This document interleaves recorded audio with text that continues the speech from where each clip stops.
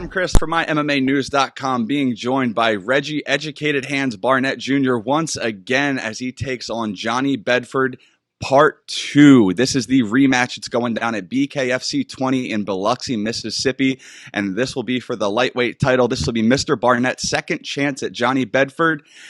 And this will be the main event of the evening. First and foremost, I got to thank my man, Reggie. We've talked many times in the past. We're talking again now before the big fight, the big championship fight, your main event. How are you, brother? I'm doing great, man. I feel absolutely awesome. I had my last strength and conditioning training this morning at 5:30 a.m. My guys showed up. One of my students who hadn't been in the gym in a while because he was trying to make sure he graduated high school. It was nice to have him back in the gym with me. He is graduating, by the way, which is freaking awesome.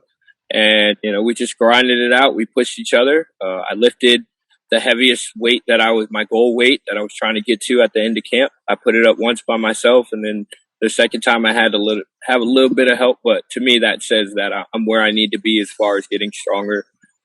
With the point of the whole getting up at the crack of dawn and going in the gym and putting in the work. So.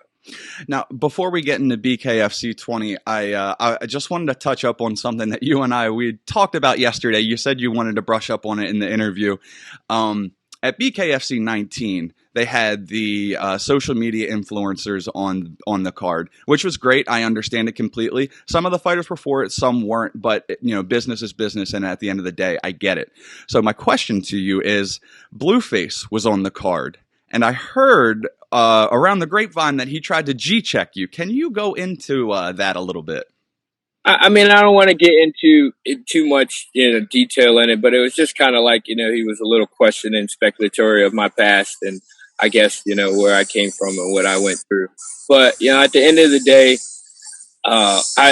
he's a famous Crip, that's how he wants to carry himself. That was a past part of my life. I've channeled that person, that entity in myself that I was into my fighting. And it's pretty much a part of my easy character or whatever you want to call it when it's time for me to fight, the violence, the mayhem, and all the stuff that I was doing. But I mean, it was it was almost laughable because it wasn't aggressive or anything like that. It was just kind of like, you ain't really about that life. And I'm like, yeah, I am, bro.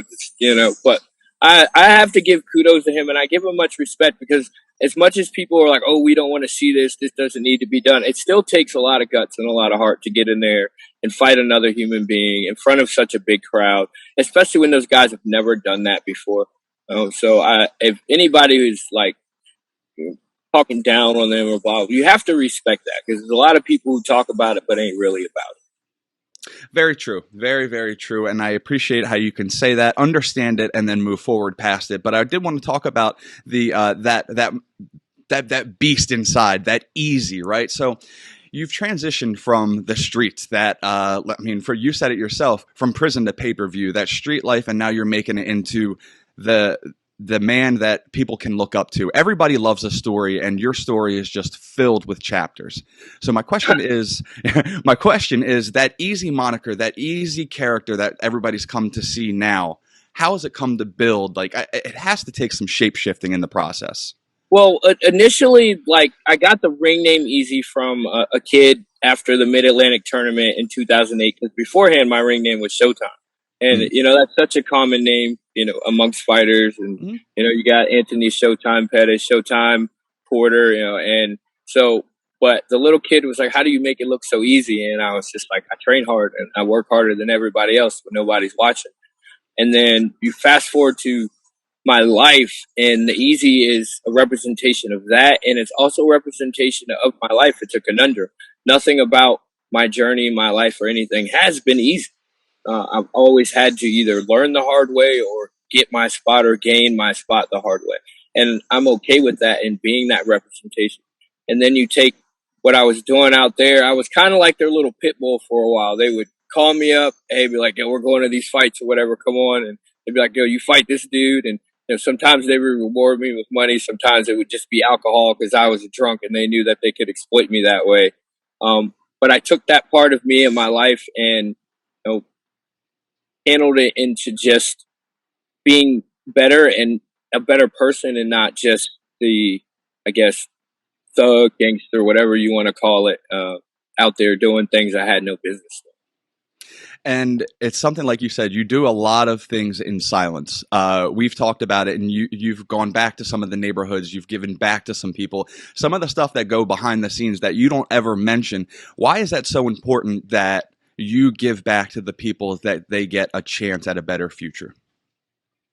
Because I truly believe I learned it when I was going to AA adamantly that we only keep what we have by giving it away. That's how it helps us grow. It keeps us grounded. It's the steady reminder. When you get complacent and you forget what you've gone through and the struggles that you've overcame, it makes it so much easier to slip up and fall again and fall back into those old ways. But I feel as long as I'm, going back and speaking with some of the guys who were out there in the streets with me, visiting some of my old homies and talking to them, seeing where they're at in their station in life, whether they're doing good or bad. It like I said, it keeps me grounded. It reminds me where I came from and where I don't want to go. No disrespect to them, where I want to go back to, but also how it reminds me of how far I've come and that extra oomph to keep pushing and keep going even further. Man, I can keep talking about this forever, but we are here to talk about a fight. But I'm going to leave that there. I'm going to come back to it, but I did want to talk about the upcoming fight. So approaching this fight, I want to talk about your mindset going into it. Are you looking at it as making a wrong or right, correcting mistakes, or is this just a different easy, a different time, a different date? I think it's a little bit of both. Because in any rematch, you have to go back and work on some things. You have to take some introspect and fix whatever holes or gaps in your game that were exploited that caused you to come up short in the first one. That's definitely. Right. But at the same time, it's definitely, I'm not the same person that I was 2 years ago. Mm-hmm. There's no way that I could be. My life is about growing, pushing boundaries, and expanding on myself so that way I can, show that to other people, the people that follow me, the people who know my journey. You have to keep growing. If you don't grow, then you'll never get anywhere in life. It's weird because some people they set a goal and they accomplish the goal and then they're like, oh, this is it, that's it, and they do nothing else because they felt like they've accomplished the goal. It doesn't matter what the goal is. Even after I accomplish the goal, I'm going to continue to grow, almost like in a video game. I'm always going to level up. There's no cap to my leveling up at all. So after Dat beat Johnny, you went on a tirade ringside. You were going crazy, screaming that you weren't impressed. What did you see in the ring that night that tipped you off that neither one of them were ready for, let's say, the new Easy? I mean, I take nothing away from them. They're both really tough and great fighters. Of course, absolutely. In their own retrospect, but I'm a real bare knuckle fighter, and there's a difference. That's just a pure boxer playing bare knuckle, and Johnny is a great MMA fighter who is good at bare knuckle, but I'm great at it, and I have honed it and made and sharpened my skills to make this sport absolutely my own, and I've innovated in it, and I've created in it. And that's the difference. They always come out and they can only fight the way they know how to fight. And they'll win by it or they'll lose by it. I feel like I know Johnny has gone and regrouped and put, of course, he's a smart man just like me, added some new tools to his tool belt and whatnot. But I'm not the guy to take a test run. I proved that with Chop Shop. You're not going to come out and try new things. And you're not going to beat me the same way you beat me before because I'm not that same fighter. I've only gotten better since. And I am emotionally, physically, mentally, and the most important thing is I'm spiritually fit. I forgot my purpose when that tournament started, why I was even just grateful to fight. God spared my life and brought me out of some of the crap that I went through in life because he knew the greatness that was inside of me, and he had a purpose, and he still has a purpose for this greatness.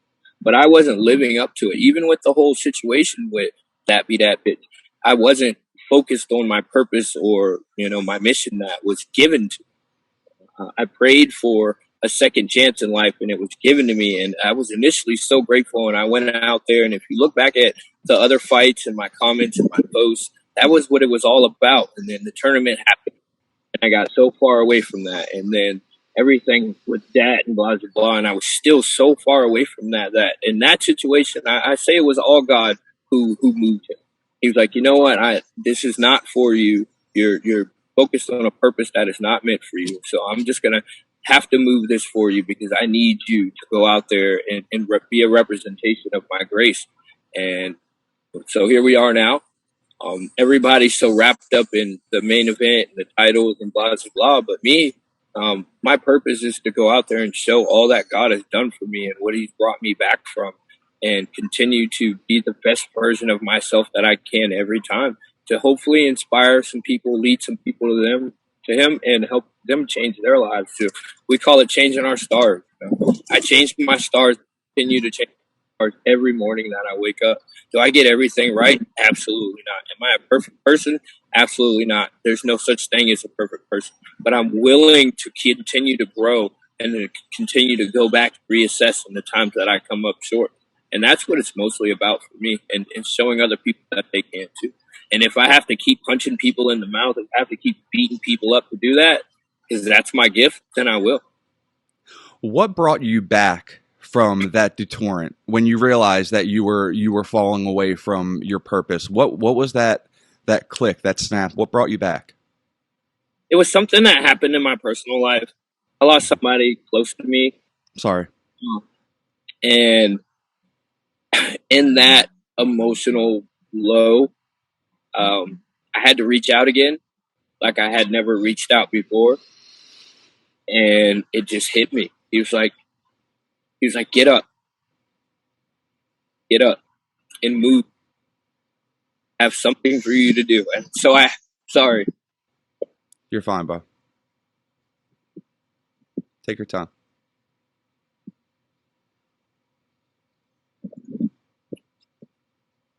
He's like, he's watching you. I'm watching you. You're not doing what we told you to do. And if you won't move it, then I'll move it for you so you can move forward and do what I told you to do, what I asked you to do, what you pleaded me for, because I did. And so here we are. And I get a little emotional about it because, as much as I want to say, come to terms with it and move past it, it still weighs on my heart from time to time. Mm-hmm. But I know that God and that person are seeing the progression in my life, seeing the growth, not just as a fighter, but as a human being, and the work that I'm doing in my community and amongst the people around me, and that it's starting to radiate into the world, which is the biggest thing for me. Yeah. I'm sad. Bro, you're fine. Nobody's ever asked me that one. Nobody's ever asked me where the I don't even know how to put it into words. I'm a little flustered now. I'm sorry, Reg. Look, I don't care. I'm human. Yeah. I am human. Yeah. I never pretend to be anything that I'm not. No. I am absolutely human, just like the next man. I could get in there and brawl and get in the fire and punch somebody in the face, and I can sit here and be honest with you about some sadness and shed a couple tears about losing one of my closest friends who believed in this vision as much as I did. So it's just.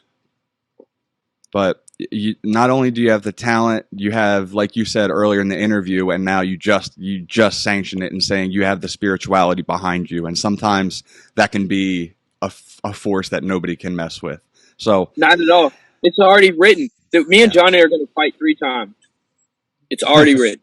Already and if written. we're going to fight 3 times, I know absolutely in my heart that he is not going to beat me next weekend. I don't know what's going to happen in the 3rd fight. We'll see what happens.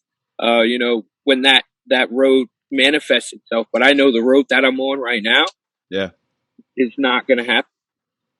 So are you happier getting the rematch with Johnny now instead of like that cluster that was going on with the title picture before? Are you happier getting the rematch with Johnny? I won't. There's no real emotion when it comes to the fight. Mm-hmm. It's just only focus. But like I said, things moved not because of me. They moved because of the purpose that I needed to live up to. They moved because of the mission that I was supposed to be on. That's why things moved and transpired the way they did. Everybody looks at it, and at the end of the day, too, it's the right thing to be happening. How do you beat Johnny next weekend? Go to him. stand my ground. If you want to fight, if you want to call dude to the center of the ring, if that's what you feel like, that's how, I'm coming then. And we're gonna see, who's got the bigger heart. The world already knows that my heart is huge.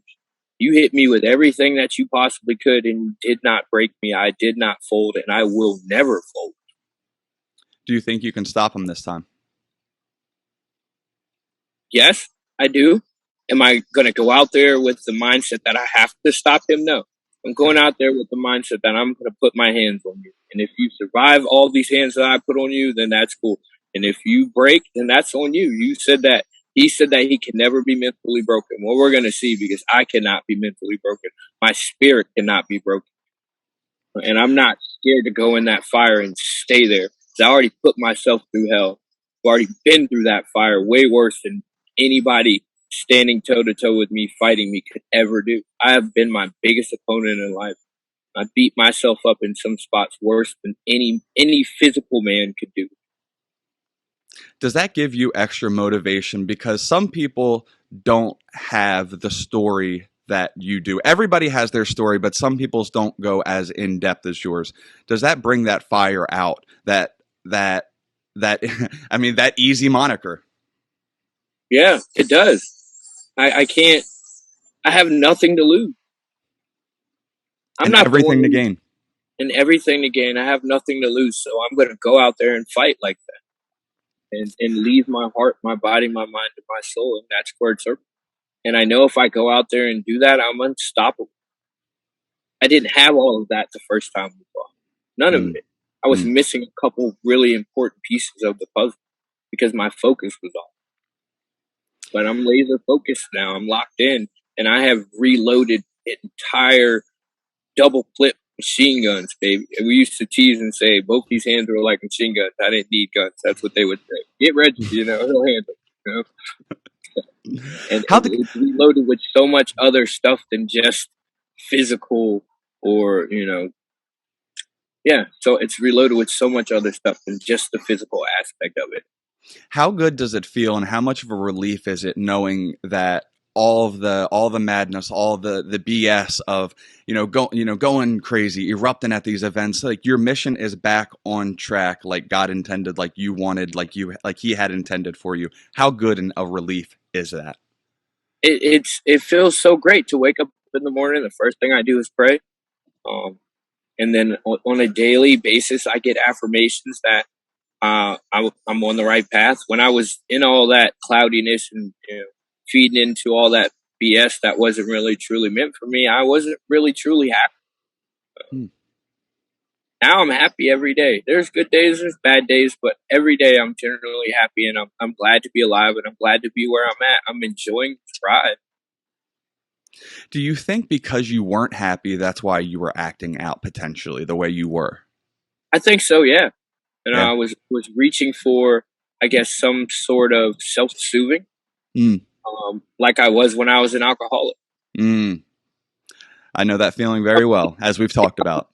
It comes in different forms. It comes in different facets. It's not always just the substance, that we reach out for to, I guess, try to self-medicate, if that's what the word is. You can self-medicate with your mind and with your actions and all of that. And I kind of was trying to make myself feel better about something that I didn't even generally really need to feel better about. I took something personal that really didn't hold any weight in my life. I know who I am, what I was put on this earth to do, and where I'm going to go with. When I started feeding into all that bullshit is when I kind of lost myself a little bit. Like I said, it took God and losing another friend of mine to just really put everything back in perspective to what I'm supposed to be doing. And there's just no way that you can stop me from coming. I'm coming. And it's going to be what it be, but I know wholeheartedly in my heart I'm going to win this fight. Me and Johnny are going to fight 3 times. So this has been... Go ahead. are the real winner. The fans are the real winners at the end of that. You took the words out of my mouth. I wasn't going to say it.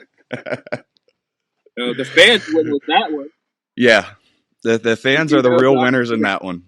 Johnny's coming. I don't expect anything less than him. He's not brutal Johnny Bedford for a reason. He's not the tough SOB that made it to the tournament final just like me and came out on the upside of it for no reason. But at the same time, his purpose and his mission are absolutely different.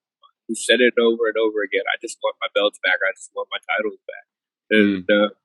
And you can't change up now. And that is not what's gonna carry you through this war with me. Just to have some belts.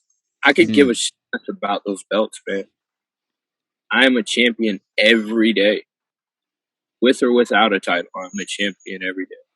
Like I said, my student, I had to help him. I want to take credit for something that I didn't do. He reached out to me to try to help him so he could graduate. I don't know geometry. That's what he was using. I'm like, maybe study some more, take some extra notes, get some help from this person. And I get a message the other day, he's graduating. And he was back in the gym with me this morning training. And I had missed having him there beside me, pushing him and pushing myself. So already a champ. And he's like, are you coming to my graduation, coach? And I was like, man, I'm so sorry, but I'm going to be at weigh-ins. Oh, I forgot to fight. I'm like, yeah, he's like, go out there and beat his ass for me. That'll be the best graduation present ever. My back, Are you going to take a little gift box to the ring as your little memento as like, here's your gift, here's your, I'm playing. But, so yeah, man, wrapping things up, you're on the right path. You say you don't need a belt, obviously, and I understand that, but I mean, that belt does not for me. Look, it's gonna come, right? Oh yeah, but as soon as they put it around my waist, I'm gonna take that bitch off and raise it to the sky. And I'm gonna give it to God, point blank and period, because it's for Him. Yeah, and for all the people who've seen my story, who know my story, that's who this title is for. It's not for me. And if I got to go out there and put my life on the line for it, that's cool, because I put my life on the line for things that were absolutely meaningless. Wow, that's a different perspective. You put your life on the line for things that were meaningless, so it's not a thing to put your life on the line for something that can change your life. Not just my life, but the lives of others. Others. I'm good. People, yeah. I'm straight, Am I super rich? Am I Conor McGregor, Floyd Mayweather? No. But back in the day when I was hustling and selling drugs, I had all the cars I wanted. I had big old chains, nice shiny area. All that shit is gone. I can't take that with me, but I can take my legacy with me. Right? And I love and I respect what Floyd did in boxing, but now that he's doing all this fighting of people that we really know don't stand a chance against him or can fight against him, he's tarnished his record. He's tarnished his legacy a little bit. We look at Conor McGregor and how grateful he was to be in the sport and to be made a superstar coming from absolutely nothing to be turning into the asshole that he is now. He's tarnished his legacy. Do you think this sport, the combat sport, can turn the nicest of people into monsters? Yeah, they can. But I've already been that monster. And I know that I'm not ever going to go back to being that monster. A monster inside the square circle? Absolutely. But outside of it? No. Right. Never. And it's things like that I see. And then a lot of people know that I was not super duper close, but I was pretty close to Pernell Whitaker. And I watched this man's, rise as a kid. And then I watched his crash and burn, as a young adult when I was out there doing my bullshit. So for me, I've taken that as a constant reminder of what not to do, how not to live after coming into my grave, to continue to push forward with it, and not for selfish me. And that's such a gift in itself, because a lot of people, they see the people that they look up to and they see the wrongs that they're doing, the stuff that, well, they're doing it, it must be okay. So then they go down that road, and obviously it's an ongoing path. But you, on the other hand, saw the things that you should not be doing. I don't want to be doing that. I need to be doing it this way. And that's good on you, man. But one of my final questions for you, now get ready for it. This has been a very long journey for you. Like you said, from prison to pay-per-view, from the tryouts to the world title, now 2 times. Can you put into words the culmination of these life's hardships, the efforts, the trials, the tribulations, everything coming full circle for you when Jeff Houston announces and new BKFC lightweight champion of the world, Reggie Educated Hands Barnett Jr.? Like I said, thank God for his grace and his mercy for sparing me, but also thank you for bringing me through all of that stuff. Everything that I went through, everything that happened, it happened for a reason.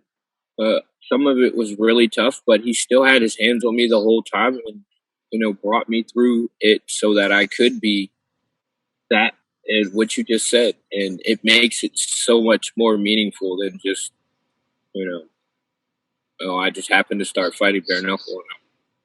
Everything happened, and who I am, it was for a purpose and a reason. I didn't understand it at the time, but I do now wholeheartedly. And so we just continue to build off of that. And it's going to be a representation. I call it the loss, because I was lost. And there are people out there right now that are lost. There are some people that know they are lost and don't know how to find their way back. And then there are people out there that don't even have a clue that they're lost.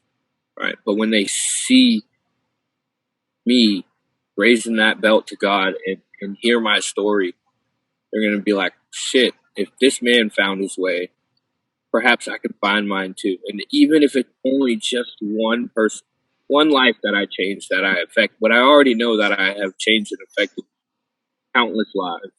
But even if it was only just one, then I did what I was supposed to do.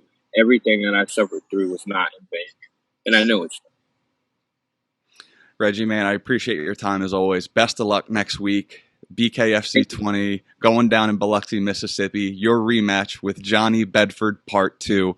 This is, like you said, you say it's going to happen a third time, but the fans are the real winners on this one, man. And I appreciate your time. As always, you're gracious with your time with me. I can't thank you enough, Reg. Can I get one plug? You know it. All right, so I have a bunch of sponsors. We got 16 sponsors. I'm not going to sit here and ramble them all off. But we also do have the educatedhands.co website. Yes, we do. Go. The website.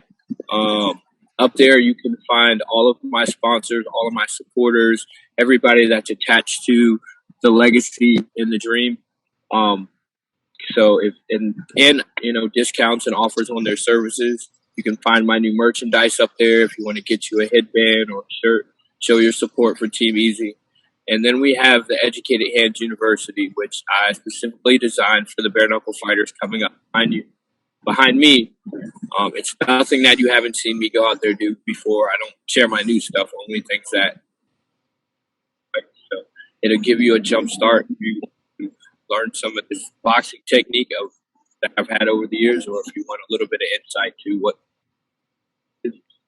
it gives you a little jump start. So definitely, if you want to check out the Educated Hands University.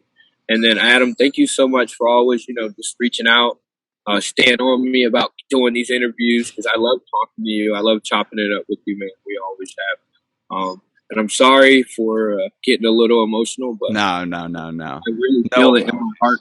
Every day I came home and I was just sitting in the car and having a little meditation and praying a little bit. Started crying a little bit. My wife came outside and she looked at me and ran back in the house. And I went inside. I was like, babe. She was like, are you okay? I was like, I wasn't crying because I was sad. I was like, I was just overwhelmed by the Spirit. I was like, I know I'm where I need to be. We're where we need to be, and God's got us no matter what happens. Yeah. It's awesome, man. I this story is something that it resonates very well with me, and you and I have talked about it off record. I think it's a story that a lot of people can connect with, because the struggles and beating the struggles and getting on the right path. It's a story that a lot of people. It's a testimony, and it's a true testimony. It's a truth, right? I'm just saying your story. Tell me, like, they know I was not, man. So, but I'm just saying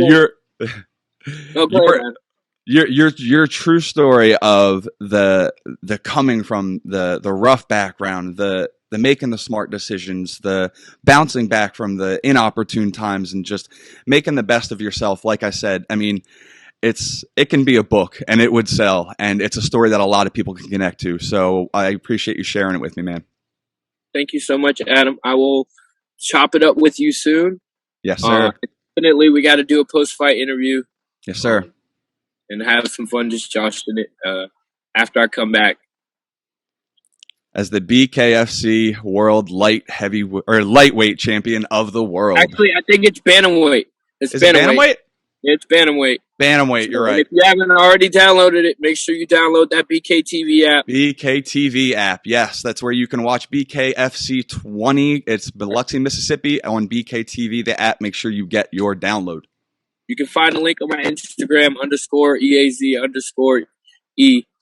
if underscore, just in case you didn't know where to find it or download it. So, all right, Adam. All right, Reggie. Best of luck, brother.